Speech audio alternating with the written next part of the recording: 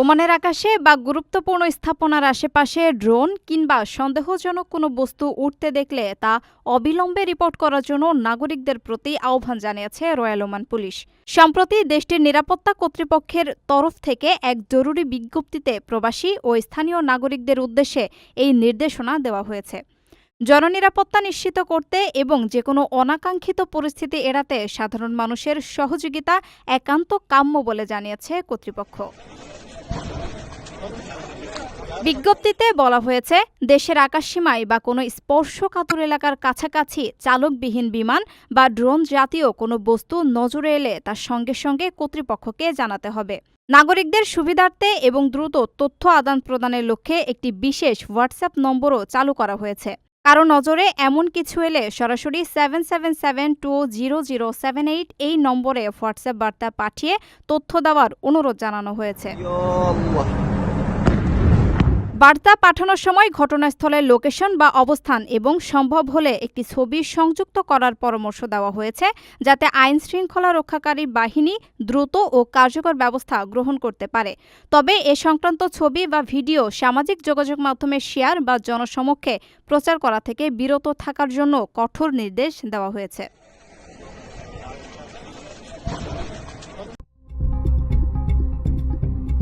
মধ্যপ্রাচ্যে চলমান অস্থিরতার মধ্যে কুয়েতে অনুমতি ছাড়া ভিডিও ধারণ ও প্রচারের মাধ্যমে আতঙ্ক ছড়িয়ে জননিরাপত্তার জন্য ক্ষতিকর কর্মকাণ্ডে জড়িত থাকার অভিযোগে একাধিক ব্যক্তিকে গ্রেফতার করেছে দেশটির অপরাধ দমন সংস্থা।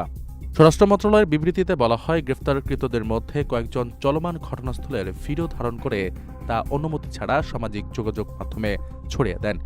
এসব ভিডিও ছড়িয়ে পড়ায় জনমনে বিভ্রান্তি তৈরি হয়, আতঙ্ক ছড়ায় এবং আইনশৃঙ্খলা পরিস্থিতি নিয়ে ভুল ধারণা তৈরি হয়।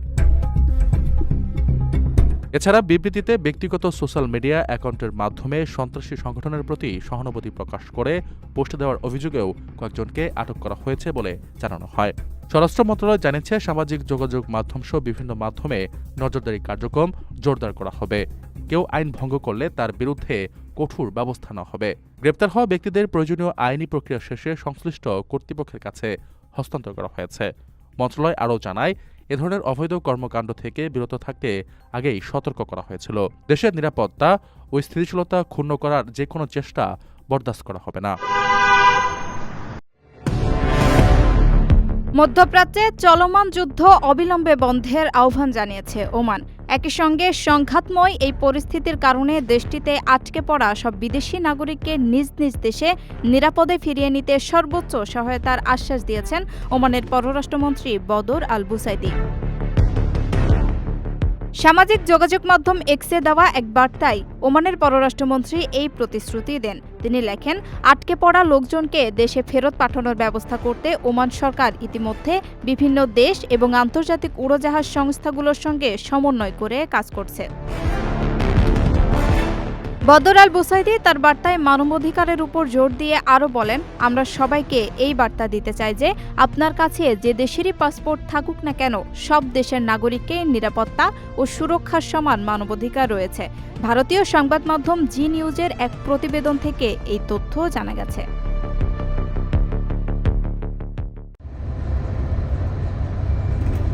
সৌদি আরবের বেসরকারি ও অলাভজনক খাতের কর্মীদের জন্য আসন্ন ঈদ উল ফিতর উপলক্ষে 4 দিনের ছুটি ঘোষণা করা হয়েছে। আগামী 18 মার্চ বুধবারের কর্মদিবস শেষ হওয়ার পর থেকে এই ছুটি কার্যকর হবে। দেশটির মানব সম্পদ ও সামাজিক উন্নয়ন মন্ত্রণালয়ের মুখপাত্র মোহাম্মদ আল রিজকি ছুটির এই তথ্য নিশ্চিত করেছেন। তিনি জানান, সরকারিভাবে অনুমোদিত বিধিমালা ও প্রবিধান অনুযায়ী এবারের ঈদ উল ফিতরের ছুটি 4 দিন নির্ধারণ করা হয়েছে। একই সঙ্গে সব নিয়োগকর্তাকে শ্রম আইনের ব্যাপারেও সতর্ক করেছে মন্ত্রণালয়। মুখপাত্র জোর দিয়ে জানান, নিয়োগকর্তাদের অবশ্যই শ্রম আইনের নির্বাহী প্রবিধানের 24 নম্বর অনুচ্ছেদের 2 নম্বর উপধারার বিধানগুলো যথাযথভাবে মেনে চলতে হবে এবং কর্মীদের প্রাপ্য ছুটি নিশ্চিত করতে হবে। চলতি বছর সৌদি আরবে পবিত্র ঈদ উল ফিতর উদযাপনের সম্ভাব্য সময় জানিয়েছেন জ্যোতির্বিজ্ঞানীরা। আগামী 18 মার্চ 29 রমজান সন্ধ্যায় শাওয়াল মাসের চাঁদ দেখা গেলে 19 মার্চ বৃহস্পতিবার ঈদ উল ফিতর উদযাপিত হবে।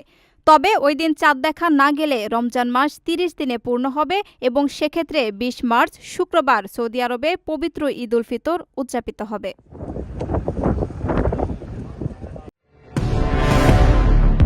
মধ্যপ্রাচ্যে ইরান, ইসরায়েল ও যুক্তরাষ্ট্রের মধ্যকার চলমান সংঘাতের জেরে সৃষ্ট পরিস্থিতিতে প্রবাসী ও বিদেশিদের জন্য বড় স্বস্তির খবর দিয়েছে কুয়েত। দেশটির বাইরে অবস্থানরত প্রবাসীদের ছুটির মেয়াদ অতিরিক্ত ৩ মাস এবং কুয়েতে থাকা ভিজিট ভিসাধারীদের মেয়াদ ১ মাস বাড়ানোর ঘোষণা দেওয়া হয়েছে। বুধবার কুয়েতের সংশ্লিষ্ট মন্ত্রণালয় এই তথ্য জানায়। বিবৃতিতে বলা হয়, ২৮ ফেব্রুয়ারি থেকে কার্যকর হওয়া এই সিদ্ধান্ত স্বয়ংক্রিয়ভাবে ইলেকট্রনিক সিস্টেমের মাধ্যমে সম্পন্ন হবে। ফলে সেবা গ্রহীতাদের রেসিডেন্সি অ্যাফেয়ার্স বা সংশ্লিষ্ট কোনো দপ্তরে যাওয়ার প্রয়োজন নেই। এই বিশেষ পরিস্থিতিতে নির্ধারিত ফি ও মেয়াদ উত্তীর্ণ হওয়ার জরিমানাও সম্পূর্ণ মওকুফ করা হয়েছে। কুয়েতের প্রচলিত আইন অনুযায়ী ২০ নম্বর বা খাদেম ভিসাধারীদের টানা ৪ মাস এবং ১৮ নম্বর ভিসাধারীরা সর্বোচ্চ ৬ মাস দেশের বাইরে থাকতে পারেন। এর বেশি সময় পার হলে আকামা বা বসবাসের অনুমতি স্বয়ংক্রিয়ভাবে বাতিল হয়ে যায়। তবে বর্তমান যুদ্ধ অবস্থায় মানবিক দিক বিবেচনা করে এই ছুটির মেয়াদ আরও ৩ মাস বাড়িয়েছে কুয়েত সরকার। এর ফলে যাদের ছুটির মেয়াদ ইতিমধ্যে শেষ হয়েছে বা হওয়ার পথে তারা বিনামূল্যে স্বয়ংক্রিয়ভাবে এই অতিরিক্ত সময় পাবেন। পরিস্থিতি বিবেচনায় ভবিষ্যতে এই মেয়াদ আরও বাড়তে পারে।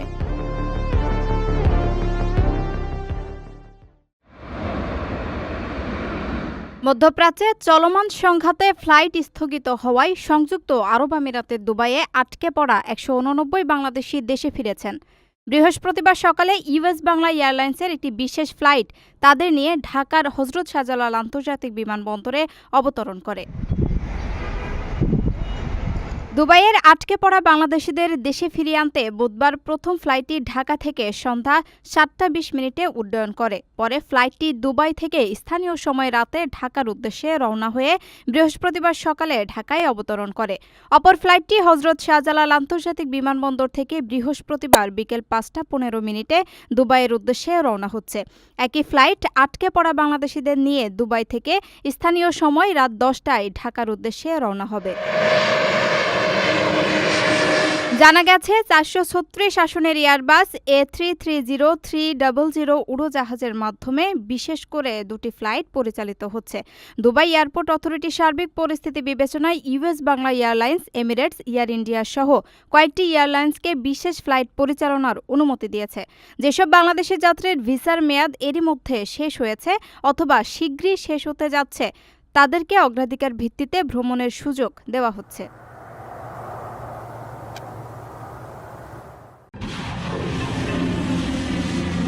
চলমান সংঘাতের পরিপ্রেক্ষিতে ওমান ও সৌদিসহ মধ্যপ্রাচ্যের কয়েকটি দেশ এখনই ত্যাগ করতে মার্কিন নাগরিকদের তাগিদ দিয়েছে যুক্তরাষ্ট্রের পররাষ্ট্র দপ্তর। মঙ্গলবার যুক্তরাষ্ট্রের পররাষ্ট্র দপ্তরের ভেরিফাইড ফেসবুক ও এক্সে দেওয়া পোস্টে এই তাগিদ দেওয়া হয়। যুক্তরাষ্ট্র ইসরায়েল গত শনিবার ইরানে যৌথ হামলা শুরু করে। সেদিন ইরানের রাজধানী তেহরানে চালানো হামলায় দেশটির সর্বোচ্চ নেতা আয়াতুল্লাহ আলী খামেনি সহ বেশ কয়েকজন শীর্ষস্থানীয় কর্মকর্তা নিহত হন। জবাবে ইসরায়েলে পাল্টা হামলা শুরু করে ইরান।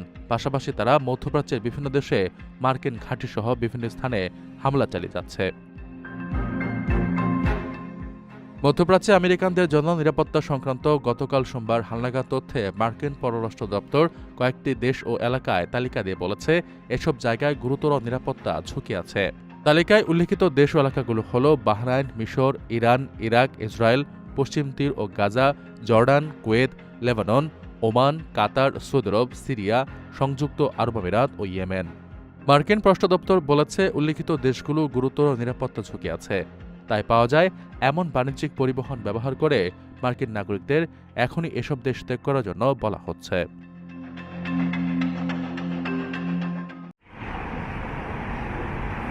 ইরানের সামরিক বাহিনীর অভিজাত শাখা ইসলামিক রেভলিউশনারি গার্ড কর্পস আইআরজিসির ১০ জন সদস্যকে গ্রেপ্তার করেছে কাতারের আইন শৃঙ্খলা বাহিনী। বুধবার ভোরের দিকে তাদের গ্রেপ্তার করা হয়েছে। আইনশৃঙ্খলা বাহিনীর বরাত দিয়ে কাতারের রাষ্ট্রীয়ত্ব বার্তা সংস্থা এক প্রতিবেদনে জানিয়েছে, গ্রেপ্তার ১০ জনের বিরুদ্ধে কাতারের সরকার ও সামরিক অবকাঠামো সংক্রান্ত গুরুত্বপূর্ণ গোপনীয় তথ্য চুরি এবং তা পাচারের অভিযোগ আছে। এদের মধ্যে ৩ জনের সামরিক ড্রোন তৈরি এবং নিক্ষেপ সংক্রান্ত প্রশিক্ষণ আছে। কাতারের রাষ্ট্রীয়ত্ব বার্তা সংস্থার প্রতিবেদনে বলা হয়েছে, প্রথমে গুপ্তচর সন্দেহে তাদের আটক করা হয়েছিল। তারপর প্রাথমিক জিজ্ঞাসাবাদে তারা স্বীকার করেছে যে আইআরজিসির চর হিসেবে কাতারে কাজ করছিলেন তারা। এদিকে কাতার সরকার জানিয়েছে দেশটিকে লক্ষ্য করে ইরান দুটি ব্যালিস্টিক মিসাইল ছুড়েছে। এর মধ্যে একটি ধ্বংস করা হয়েছে, অন্যটি মার্কিন বাহিনীর আল উদেইদ বিমান ঘাঁটিতে আঘাত হেনেছে, তবে হতাহতের খবর নেই। এক বিবৃতিতে প্রতিরক্ষা মন্ত্রণালয় জানায়, আমাদের সশস্ত্র বাহিনী রাষ্ট্র এবং এর অঞ্চল রক্ষা ও সংরক্ষণ করার এবং যেকোনো হুমকির বিরুদ্ধে দৃঢ়ভাবে মোকাবেলা করার সম্পূর্ণ ক্ষমতা রাখে। প্রবাসীদের জন্য নির্মাণ হচ্ছে দেশের প্রথম স্মার্ট সিটি, যেখানে থাকছে স্কুল, মসজিদ, হাসপাতাল, সুইমিং পুল, হেলিপ্যাড, পাঠাগার, জিম, সুপারমার্কেট, শিশু পার্ক সহ সকল নাগরিক সুবিধা। মাত্র ৩০ লাখ টাকা বিনিয়োগে মিলছে আকর্ষণীয় ফ্ল্যাট। প্লাটিনাম ইনভেস্টরদের জন্য ঢাকা বিমানবন্দরে ভিআইপি প্রোটোকল সুবিধা। বিস্তারিত জানতে যোগাযোগ করুন স্ক্রিনে দেয়া হোয়াটসঅ্যাপ অথবা ইমো নাম্বারে।